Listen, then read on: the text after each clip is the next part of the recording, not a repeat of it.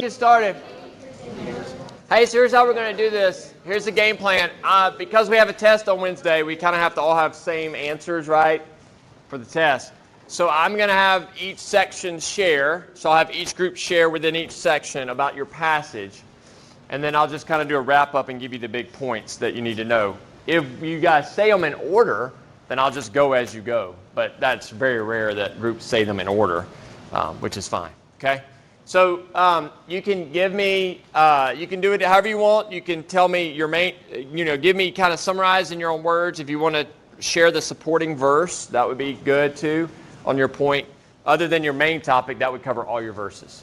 So for your notes, I'll try to say the passage. However, please understand that many of these passages are like representative passages. In other words, what's taught in your passage is taught elsewhere in the prophets. So I'm giving you the main themes kind of by these representative passages. So, let's get started. I guess I should have had this up for you. That would have been helpful. But you guys already knew what we were doing. Let's get started. So here's your notes. The title of this section is Characteristics of the Future Restoration. So think about this. Remember what was kind of the primary thrust of the prophet message we talked about last class? I'll let you get through writing and then re-ask it. What was kind of the main thrust of the prophet's message we talked about last class? Were they positive speakers or negative? Negative. Why? They primarily focused on judgment. Thank you. They primarily focused on judgment. So here's what it is. In all these messages of judgment, we get these little snapshots of what God's going to do in the future. So think about what we're going to do today is kind of paint this picture of that future vision that Paul talked about, that glory that's to come. That's what they're doing. They're painting that picture so people have something to look forward to of the future. So first section, Isaiah 9, 1 through 7, right? That was it. So this king is not called Jesus in this passage. He's reigning on the throne of David. So here's the main idea, the coming Davidic king. So he's Jesus, right? But in the Old Testament, they saw this as the coming Davidic king. So please hear me. This is important. This is just one of numerous passages throughout the prophets that we get a description of this Davidic king. And this passage, though, is a great sample because it tells us a lot about his future reign and the characteristics of that reign. And you all have hit, I think, almost every point I have, except one, but that's great. I'll hit it. Did you guys exhaust your points? Pretty much? Okay. Okay, so let's talk about it. He's going to come. There's a coming Davidic king. So remember, we looked at the Davidic covenant, and we said there was a line of kings. But now, notice how now it appears that it's been driven down to one person. Did y'all notice that? A child is born, a son is given. So it seems like now the Davidic covenant, all the promises are kind of put on the shoulders of one future king.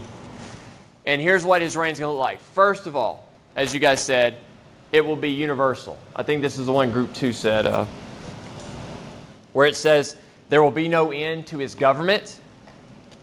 So in other words, and in verse 10, I didn't have you guys, later in chapter 11, verse 10, it tells us that all the nations are going to come to this king. All right? So we got the universal reign. We also have what you guys mentioned. We have joy. I can't remember which group did it, but one group referred to verse 3, where it says, you've multiplied the nation and increased its... Oh, you did. That's where you got multiplied in Israel. And you said it's increased its joy. And then it uses two analogies or metaphors of joy in the ancient world, which don't usually associate with us. So when you guys think about an occasion in our culture that brings joy, that's associated with joy, what occasions come to your mind? Christmas. For a lot of people, Christmas does, right? Like the holidays. What's another occasion for joy? Wedding, yes. Weddings are major occasions for joy. That's kind of been universal, even in Jesus' time, right? What else? Can y'all think of any others? Okay, birth of children. That's universal as well. I think that's... We associate a lot of joy maybe with winning in sports, winning in competition. We're a very competitive culture, so we talk about winning. Right? So those are some things. The two that gives in this passage, these two metaphors of joy, it says, basically, they will rejoice before you as with joy at the harvest. So in other words, in the ancient world, whenever you had a good harvest, it was party time. Because that means what? You get to eat for the next year. Bad harvest meant I'm going to be hungry. And so that's important. And then the second one says, they'll rejoice before you as they are glad when they divide the spoil. Now this one, no reference point for our culture. But this is like if you were a soldier in the ancient world and you defeated your enemy, guess what you got? All their goodies. Right? And so this is an occasion for joy. So the point is that this king is going to bring joy. And the other thing you all said was he's going to bring peace. He's called the Prince of Peace. Of the increase of peace, there will be no end. And it goes on to say basically that he's broken the burden of the oppressor. So there won't be oppression in this king's kingdom. All right? Now, let me ask you a question. Do you guys, well, actually, this is more rhetorical, so don't like call out somebody's name. But do you guys know any person who would say they actually don't want joy and peace in their life? Right? I mean, do you know any person that says, you know what, I prefer to be miserable and to always be at conflict with people? Some of you are like, yeah, I know somebody like that. Okay, don't name them. Let's just say that's abnormal. Okay? Most of us have a deep longing in our hearts for joy.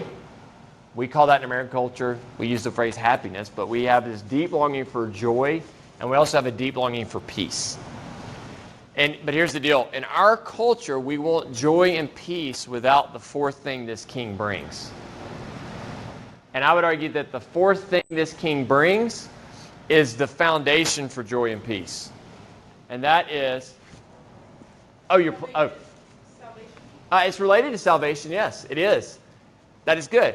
It's righteousness and justice. So it says in verse 7, he's going to establish the throne of David with righteousness and with justice from this time forth and forevermore. So remember, so people all around us want joy and peace, but here's how we want it. We want it kind of like Eve wanted wisdom in the garden. We want it our way. But the pattern of the kingdom of God is that you have to have righteousness and justice before you can have joy and peace. And keep in mind, this is coming from the top down. This is the Davidic king who is ruling righteously and with justice. And as a result of his rule, people experience joy and peace. Now again, regardless of your political affiliation, I'm not trying to throw a political bomb out here, we know in our culture that we have a lot of unjust rulers, right? I mean, that's just normal. That's how human rulers throughout history have always been. And when you have unjust rulers and unjust laws, you don't have joy and peace. You actually have conflict and a lot of struggle in many regards. And so that's where we see that. The Old Testament, they don't draw a distinction between Jesus' first and second coming. So like in this passage, a child's born, right? And the next thing we know, we have all this. But as Christians who live now after Christ's first coming, we realize the child was born, but we're still waiting on him to rule the nations with righteousness and justice, enjoying the peace. Does that help? Yes. So it's kind of like as we get further into the story, we realize that what the Old Testament just put as one big shebang is actually split into two comings of Jesus. Okay. That's the tension we deal with in the Old Testament. And by the way, I'm about to highlight this. This is why we should have a little more sympathy for the first century Jews who thought Jesus was going to come in town and do what to the Romans?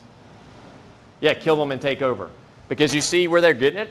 I mean, this passage says, child's born, there's no end to his kingdom. So this is what we call the already not yet kingdom of Jesus. We'll talk about in the New Testament. All right, everybody good? So this is, so one more point on this, and I'll move into the second group. The Davidic king, the coming Davidic king that we're going to look, that we see here, is the centerpiece of God's plan for restoration. Here's what I mean by that. Everything that I have 4 more points. The next 4 points all are contingent on this king coming. Does everybody follow me? When you get the king, you get everything else. When you don't get the king, you don't have everything else. So this is he's the centerpiece, or we might say the hub of God's restoration plan for Israel and the nations. All right, second group. How many groups do I have here in the second? So one, just two? Okay, that's easy. Two groups. So you two groups, what we'll do is just go back and forth. So you at least, both of you should share at least two things. Real quick, this passage is Isaiah 52:13 through 53:11. If you want to just put Isaiah 53 for short, you can. And this one actually is pretty unique. So why don't these two groups share? This is referred to as the suffering servant passage. Because the person, let's just say that, I'm about to explain this. The person in this passage is referred to as a servant, and then all through the passage he is suffering. So it's called the suffering servant passage. Isaiah actually has what are called 4 servant songs in the second half of his book, and this is the fourth and most, we might say, descriptive and vivid of the servant songs. All right, so he's the suffering servant. The first thing, and you ladies, oh, sorry, there's some gentlemen, sorry. You groups hit it all. First, he was despised by mankind. So this suffering servant comes, and he's despised to the point that he is what? Rejected.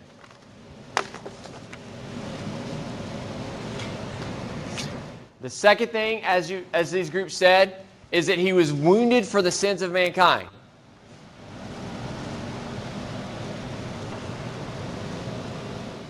Verse 10 actually refers to his death as an offering for sin, as a sin offering, to play off kind of the Old Testament sacrifices.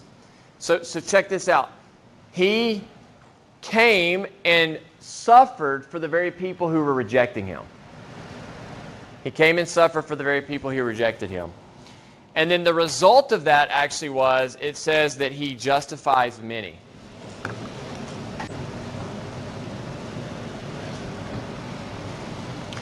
What do we mean by justify? Anybody want to tell us what we mean by justify here? Makes them righteous. He makes them right before God. So here's the deal. See, the classic verse out of this passage is Isaiah 53:6. As I start saying it, some of you will know what it says. It says, "We all like sheep have gone astray, but the Lord has laid on him," you may know the rest of it, "the iniquity of us all." So you get the point? We are rebelling, we're going astray, but God put on him our iniquity. He took our punishment, right, for our sins. And then the result of this passage is that therefore many people can be made right with God. Their relationship with God can be restored, even though they're like sheep going astray. Okay. Now, two things on this passage. One is, first of all, notice this passage is in the same book as the coming Davidic king. Now, we know from reading later in the Bible that the suffering servant and the Davidic king are the same person.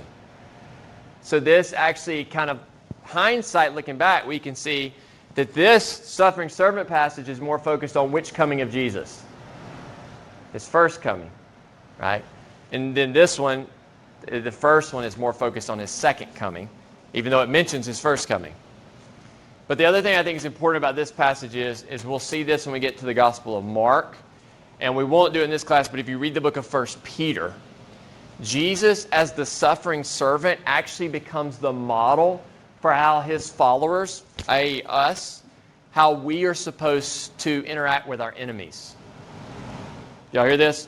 So Jesus came, and even though he was despised and rejected, he still died for the people who despised and rejected him. He laid down his life for his enemies. And that actually becomes the model for Christ followers. To suffer and not, Peter puts it this way, instead of returning evil for evil, we're actually to return blessing for evil. Now this is major counterculture in our culture right now, right? In our culture, you cross me, I'm supposed to do what to you? Well, I'm supposed to either cancel you or take vengeance on you. And Jesus lays a model where if you cross me, I'm actually supposed to do what is best for you by loving you. I'm supposed to love my enemies as Jesus did. All right. Good? Okay, I'm going to give you two more, and then I'm going to hit my last two groups. So the other two that are kind of the two I'm going to give you that aren't associated with a group, The third one is one we've seen before, and that is Israel's going to return from captivity. Israel's coming back from captivity. Does anybody remember where we saw this before? I understand. I'm tired too. It's okay. We're all exhausted. So, Israel returned in the book of Deuteronomy. Moses prophesied that Israel would return from captivity when what happened? What heart thing? This is good for your test. Heart change. He calls it circumcision of heart, and God would restore the nation. So Ezekiel is where we get this. Ezekiel 36 and 37. Ezekiel prophesies that God's going to bring Israel back to their land after they've been exiled. But here's the thing. He says that not only will they come back to their land, but there will be spiritual renewal. And Ezekiel uses the phrase, he'll take their heart of stone and give them a heart of flesh. So this is, again, paralleling Deuteronomy. Now, do you guys remember what book we recently looked at where they came back to the land, but they weren't renewed spiritually? Ezra, Nehemiah. So this is another passage, another theme that shows us that Ezra and Nehemiah, what we saw in Ezra and Nehemiah was not the ultimate restoration that we're looking for from the prophets and from Deuteronomy. Because the ultimate restoration involves the people coming back and their hearts being renewed for Yahweh. Now, the other thing is that the fourth point is that Israel's not coming back alone, so to speak. Because the prophets also envision a day in which not only does Israel come back from captivity, but all the nations come and gather to God's holy place. Anybody want to read a fun passage for me? Hey, can you read Isaiah 2, 1 through 4? This is one of my favorite passages out of Isaiah. That passage, so it's basically this picture. Don't think too literally here that God is going to exalt Jerusalem above all the other mountains in the world, and that the nations are going to come to Jerusalem to hear Yahweh do what? Teach His law. Wouldn't that be cool? Like, I want to be there. I want to hear God teaching what His Torah. But I love the imagery here because it says the nations are going to flow to Jerusalem. And that word is the word we use for like a river flowing, the Hebrew word for a river flowing. But they're going up a mountain. Which way do rivers usually go? Down, right? So it's this cool kind of reversal where the nations that were spread at Babel, at the Tower of Babel, are now gathering back to Jerusalem to be united under Yahweh's instruction. Really cool passage. Isaiah 19 also has this picture of Egypt and Israel and Assyria all being God's people. And what's ironic about that is Egypt and Assyria were Israel's two biggest enemies during the time of Isaiah's prophecy. And so Isaiah shoots off in the future and says, hey, there's one day where Israel's going to be God's people, Assyria's going to be God's people, and Egypt. It's a really cool picture of God bringing the nations together overall. Okay, now we're going to do our last two groups. So the next group would be zone 3, which would be here. How many groups do I have? Yeah, Jeremiah 31. Oh. Yep, this is Jeremiah 31. New covenant's not like the old. So let me stop there. That's the main idea we would say is the new covenant. Again, for those of you taking notes that are not in this group, this is Jeremiah 31. Like top 5 Old Testament passages, by the way. The book of Hebrews quotes this passage, and it's the longest quote in the New Testament. So, first thing we saw from group 1 here is it's unlike the Old Covenant. Did you guys see what it said about what they did with the Old Covenant? Like why there's a need for a new covenant? It said they broke the Old Covenant. When did they break the Old Covenant? You laughed. Why did you laugh? They did it a lot. Yes, thank you. Like every page they broke the Old Covenant, right? You remember that? Yeah. Like almost every time they commit idolatry, they're breaking their covenant with God. Yeah, I'm glad you laughed. Thank you. All right. So here's the point. So it's not like that Old Covenant that they broke. The Old Covenant would be which covenant? This is a good review for your test.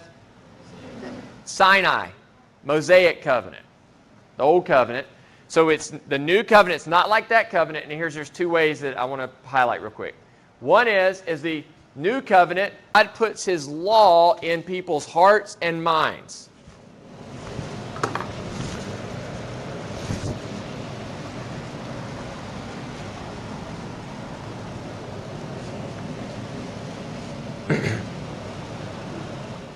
Where did he write his law in the old covenant? Tablets of stone. Which, by the way, to go back to the breaking part, remember when they built the golden calf, what did Moses do with the original tablets of stone? He broke them, which is signifying you guys broke the covenant. Like, you ripped the contract up. Right? So the old covenant was out here on these stone tablets. He's saying the new covenant he's putting in here. Internal. Okay, so this is Jeremiah's way of speaking like Ezekiel, when Ezekiel said, heart of stone is going to become heart of flesh, which is like Deuteronomy's way of saying, God's going to do what to their hearts?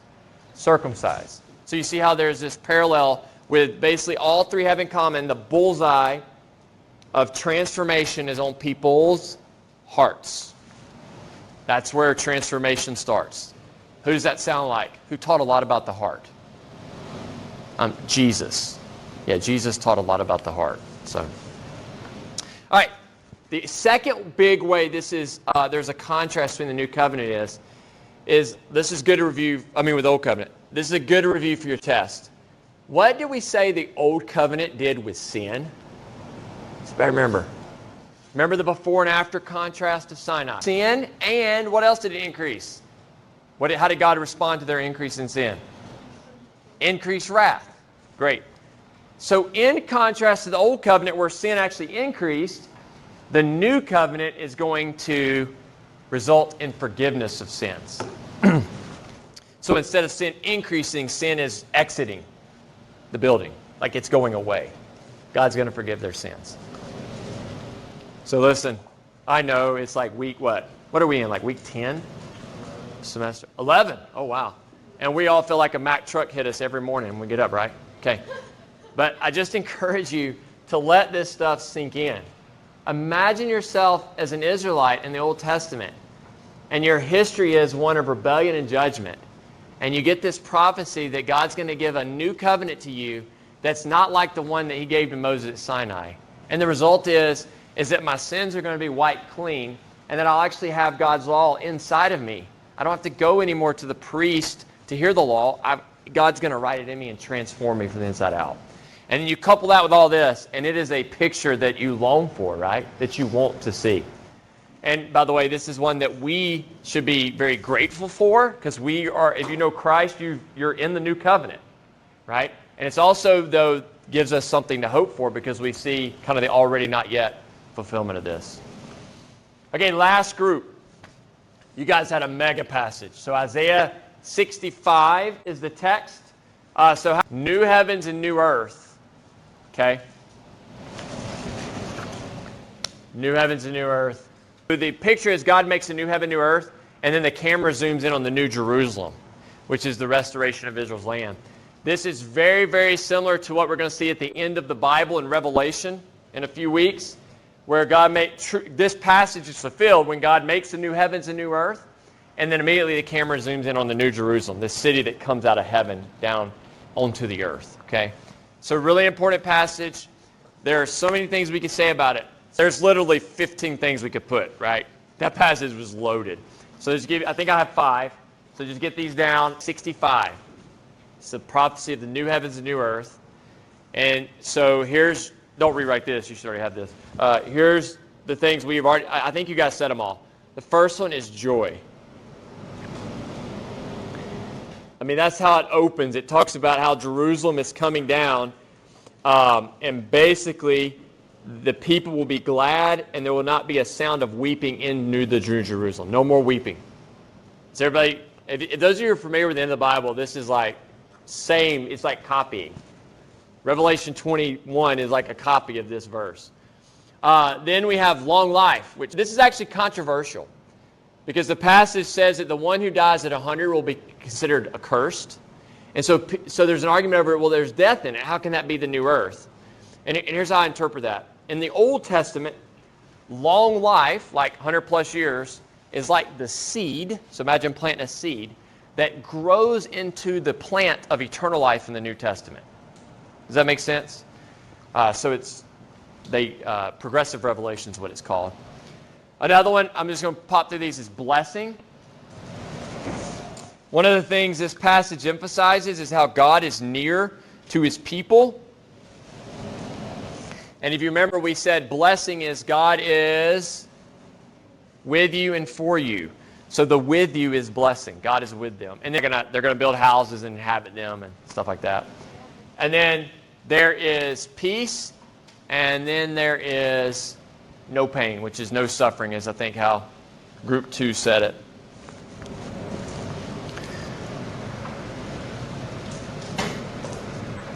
So notice the parallels between this and the characteristics of the Davidic king's rule.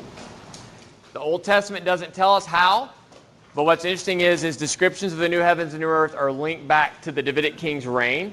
So again, we know that in some way what happens with the new heaven, new earth is tied to the Davidic king. There's too many parallels not to see that. Looking forward to the ultimate fulfillment, but right now, through God's Spirit, we have a taste of this already. So we should enjoy what we have and live this out in the community of the church, but realize that one day God's bringing this, and it's going to be everywhere we look on earth, not just in local spots.